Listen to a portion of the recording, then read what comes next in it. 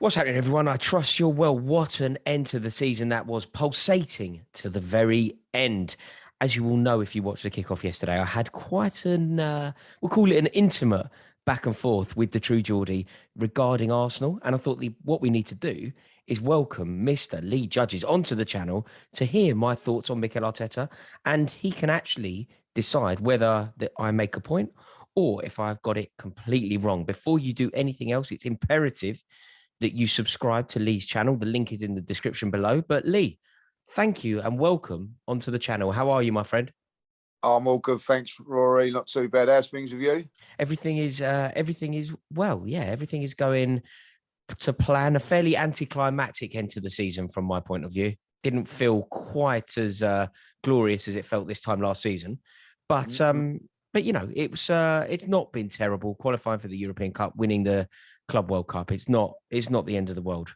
From your perspective, however, I have been scathing. I've been really cutting about Mikel Arteta. I've said that it hasn't been a good season for Arsenal. I've said that despite the fact that you moved from 8th to 5th, I said it's not good enough. And I've been pretty harsh on him throughout the season. Do you think I'm onto something, or am I massively missing the point here? No, I think there's two sides to it. I think you can agree to a certain degree with what you're saying. I think if you're really ambitious and you want to be with a club or you expect where the club should be, I think you're right. I think it's been a poor season. I think that our standards as supporters have dropped. And it's interesting that guys like yourself who are neutral don't see Arsenal in that light. You actually feel that Arsenal should be punching a little bit higher than what they are, and I agree with that to a certain degree. I think that what's happened with Arsenal over the last few years is because I'm going to be honest, Rory, we've dropped so low. The expectations gone with that as well, and I think that if I be really honest, I think the pressure now is going to be tenfold on Arteta next season because I feel that we failed this season. Yeah, I agree, mate. I do. I think that when you've got Champions League football with 3 games left, 4 points to go, I think that if you be realistically, that is a big foul, especially when you go to Tottenham, knowing how they play and play into their hands. Not for the first time. I think mistakes were made in that game. I don't think we needed to go gung-ho. If you look at the game, Cedric is bombing on, leaving Holding exposed to Song. Ridiculous when you only need to draw the game. So I think that people seem to be a little bit more quite happy to sweep certain things under the carpet with Mikel, i.e. no European football this season, knocked out of the FA Cup in the 3rd round by Nottingham Forest. It seems to be just brushed aside. And I don't think that a football club like Arsenal, that should be brushed aside if I'm honest. I completely agree, Lee. I've got a lot of stick, and I think that generally Arsenal fans, particularly the ones that either watch my channel or the ones that watch the kickoff, they seem to be very supportive of Super Mick Arteta and quite hostile to the way that I approach this situation. Now, I've said that yes, an improvement from 8th to 5th is something that is significant, but it has to be put into context. Ultimately, you've lost a fight to a Tottenham team who were in total disarray at various points this season. The season started and they had the shadow of Harry Kane going to Man City hanging over them. He didn't play their first game. They were a shambles at the time. That was a mini crisis. They then had to sack their manager. They then had to sack Nuno Espirito Santo. And again, the club is plunged into crisis. That's the club that's finished above Arsenal, an Arsenal team that have had total continuity. You know, Mikel Arteta has been there in footballing terms now a really long time. Yeah, and there has got to be a time when that comes to an end. That little bit of it's the longest honeymoon period I've ever known. If I'll be honest, you know, listen, when it comes to what happens with Tottenham were in disarray. Yes, I agree with that. But ultimately, they put their house in order, Rory, by bringing in Conte, as you well know what a good manager that he is. Now, also, I think that with Arsenal, and I'm gonna stick up for Mikel on this part. Now, whether you agree with this or not, as far as the transfer window is concerned and everything like that, I feel that when you look at what Arsenal have done with the forwards that they had up front, all under 22 years of age, not really that much experience, not a lot of goals there. No striker that's going to get you 20 goals. You know, our highest striker goal scorer this season was in the end Eddie with 5 goals. That's just not good enough. So he was really struggling in that point of view.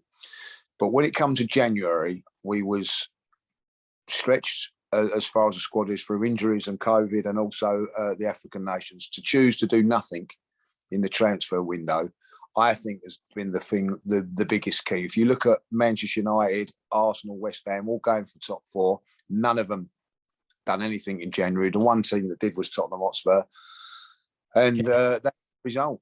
Yeah, that's true. Where do you sit on Aubameyang? That's another thing that I've always said, that Aubameyang is a fantastic player, and Mikel Arteta's responsibility was to make sure that Aubameyang was happy and scoring goals. If Aubameyang had stayed at Arsenal, I think Arsenal would have made top 4. Do you think that getting Aubameyang out of the club in the way that he did was the correct decision?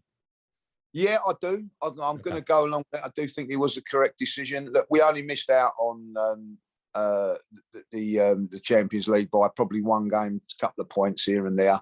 But I think that I ain't got no problems with him getting Aubameyang out of the club, but then not to replace him is a total mistake, because ultimately you cannot go and do that, you know. And then what I would be a little bit away, I've been a little bit annoyed at Rory, is that he's then gone and bragged about that by saying, "Oh, I've cut down the squad, I've cut down this," you know. Great, but ultimately you found that what you should have done was, listen.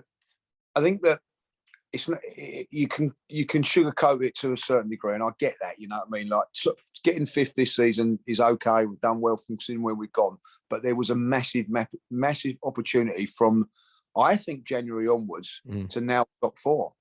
And realistically, at the beginning of the season, you would have said 5th was a great place to feel, because you didn't think that Manchester United would capitulate like they have, but they have. So when the opportunity of the door was open, we didn't go through it. We didn't take it through the January transfer window and whatever.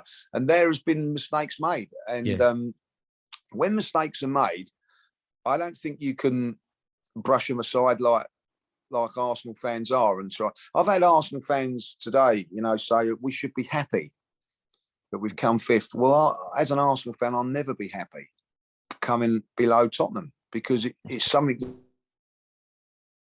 been in my DNA growing up as a fan. But we've always come above them. Yeah. Now 6 years, and also, Rory, I think that one thing that I'm not happy about, and you would never experience this as a neutral going there. We've lost to Tottenham Hotspur on a few occasions. We've never been thumped by them. Yeah. You name me a time we've been thumped by them. We have now. Yeah, and that's, well, it's the biggest margin. Do you know the 3-0 scoreline? That margin of defeat, 3 goals, is the biggest margin of defeat that Arsenal have ever had against Tottenham in that fixture in the Premier League era. Like, that's how much of a walloping it was. Were you at that game, Lee? I was at that game. Yeah, tough. Because basically the entire season for both of you boiled down to your most intense rivalry, the most intense game that you'll play that season. Mate, how was the day there? How was it? Was it hostile in there? I've got to say this now, fantastic day. And this is my mentality going into this game. Fantastic day. The stadium is magnificent. You know, I'll give Tottenham the credit where credit's due. It's magnificent. I really enjoyed the day. Going into the stadium after having a few beers on the concourse and all that, I turned around to my mates and said, now let's have the most boringest, awful, 0-0 game that we can. And that's what I was doing. After 10 minutes, you know, people are going, "Oh, this is great." I'm going mad. What are we doing, bombing on and all that? Like Martinelli, there was a part in the game where Lloris got the ball at his feet and was just standing on it, and Martinelli went and shut him down. I'm going, what the hell? Yeah, let him hold it. Let him hold it there. Yeah, 90 minutes. I just understand what we was doing on that day, you know, and then we went a little bit gun ho. We blew it. We shot ourselves in the foot with the sending off and everything like that. And then when we go to Newcastle, Rory, we changed it around a little bit. We was a little bit more cautious in the game. So there have been mistakes made, but the Tottenham one, we played into their hands, and not for the first time. Mistakes made, but as you say, you know, there are people at Arsenal at the moment. If you you criticise Mikel, you get a backlash from it. Now, I'm not a thing. You know, if you can criticise, that's fair enough. But also praise when he does well. There just seems to be a real cult mentality around him, isn't there? That's a fantastic word to use. A cult mentality about a manager that I don't think deserves that. That level of devotion, that level of loyalty. I agree. I mean, I've got a lot of stick about my criticisms of him, and I don't really care. Like, you know, it's become one of those things where I don't really care. But what about looking forward, Lee? Is he Arsenal manager next season? Well, yeah, because he signed a new contract, and that's another thing. You know, I mean, I feel that you know, that was timing for all that was again a bit of inexperience. No need for it. You know, I think if we'd have beaten Tottenham that day or got a draw, bring it out then, because I think we'd have been, you know, in a position where I don't think we would have not got top four. I just felt that was wrong. But now, I'm honestly going to say, going into next season, I feel it's a little bit like the Emery situation. You know, when we lost to, we blew the top four in the league with some crazy decisions, and then of course, obviously, we lost to you boys in the Europa League, which was a poor performance. And then going into next season, Emery, a couple of bad performances, and he was a dead man walking. I see this. I really do. He's put himself under the pump now, you know, where people are going to have a little bit a look more. I honestly believe that Arsenal fans won't have the patience as much, you know. Listen, we go into next season, and this is a big point, and I was talking to someone about it today, with no World Cup, no European Championships in between. So, like, no excuses about getting the job done early. And come the 6th of August, Arsenal Football Club, and that means the board and Mikel Arteta have got to be on point, ready for that season. We've gone too many times not ready for it. No excuse this time. And if we get a bad couple of performances to start off with, you know, you don't know what the fixture's going to be like, but last season's fixtures were difficult. Brentford to start way, then followed that with Manchester City and Chelsea. That's a tough three. So, you know, if you get a tough three fixtures and things don't go well, the fans are going to turn. And there are fans that have wanted to give him. I've had a lot of fans, Roy, turn around and go, "Well, going to give him a year. I'm giving him the transfer window now. It will be Mikel's team." And I think that one thing I will say in his defence, he has not had the striker since he's been at the club. He has not signed a forward, Rory. Right. Not one attacking forward, like not one attacking player. All of the front boys that all were at the club before that. Let him get his striker in. Let him see what that striker is, and then I think a lot of people will judge him. And then, if it doesn't go well, I think there's going to be a few more on your side on this, like, you know. Yeah, it's very interesting. Just before I let you go, Lee, were you at the Everton game yesterday? Yes, yeah. Overall, obviously, it's very difficult. No one person speaks for one fan base, and nobody would even try. But generally speaking, the ambience around Highbury, the atmosphere in the pubs or wherever before the game, when it ended, and obviously you walloped them, but Tottenham also walloped Norwich, and therefore you weren't in it. Was the atmosphere, the general consensus, happy, one of positivity, or was it one of regret and disappointment? I think a mixture. I think that the one thing that I now, whether you can give it to Mikel or it's because of the pandemic and fans coming back, the atmosphere at the Emirates and away from home, this has been electric, and it really has been fantastic. He deserves credit for that. That's very important. The connection between the fans and the players is very important. Exactly. That had gone, mate. That had gone. I'm going to be honest with you. Like, to bring that back, it's been a great thing. I feel that, I'm going to be honest, it gave me the ump a little bit by playing so well against Everton, because it was a little bit too late. Why didn't they do that at Tottenham? Why didn't they do that at Newcastle? You know, reason being maybe the opposition weren't really at the races. So I don't really look into that game too much. But the atmosphere is a lot of positivity around at Arsenal at the moment. I get that. You know, we've been in the doldrums. You know, 8th is not very good. You know, Manchester United is the worst Man United team I've seen in the Premier League since ever. Oh, yeah, they come 7th. Yeah. You know what I mean? So and I look at Manchester United and I think, God, were we worse than Man United? And if we were, we've got, you know, we've had to come up a long way, and so we have fallen by a very, very long way. So we've got to pull ourselves up and get into a position now. We're our fifth now. Listen, it's a massive, massive season for Arsenal next season, and I think there is positivity around, and with that, you cannot blame the Arsenal fans, Roy. And that's one thing I will say. The atmosphere at the Emirates and all around, the backing of the manager and the team has been second to none. And that has to be applauded, whether you agree with it or not. Yeah, I do, absolutely. You're completely correct. Pledging, making a racket in a stadium, supporting your team, singing your manager's name is commendable, regardless of circumstance. I agree with that. So we need now, you know, that support is great, but hopefully now he needs to back it up with consistency. 13 defeats, Rory. You know what I mean? Like in a season is something that you should not be like gloating on. Saying, well, don't worry, Lee. We only won 8 games at home, so you know we've all got our issues.